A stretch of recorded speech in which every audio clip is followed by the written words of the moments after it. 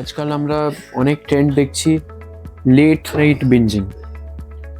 আমি তো অনেক ইন্টারনেটে পড়েওছি এটা ব্যাপারে, সার্কেডিয়ান রিদমের এটা একটা গন্ডগোল তৈরি করে দেয়। আমাদের সূর্য নামার পরে আর খাবার খাওয়া উচিত না, অনেক সেলিব্রিটিরাও বলেছে। তো কত সত্যি কত মিথ্যে এটা আপনি একটু বলুন। আমাদের যেমন প্রথমেই বলেছিলাম যে ইন্টেস্টিন পুরো হজম যন্ত্রটা রুটিনে চলে, তাই সারাদিনে 3টে স্কোয়ার মিল এটা কিন্তু টার্গেট হবে। এটা ছাড়াও মাঝে মাঝে 3টে বা 4টে ফিলার্স, সো ছোট 3টে আর বড় 3টে, এরকম যদি একটা রুটিন মেপে চলি সেটা সবচেয়ে ভালো। লেট নাইট খাওয়া সেটা কিন্তু কখনোই স্বাস্থ্যকর নয়।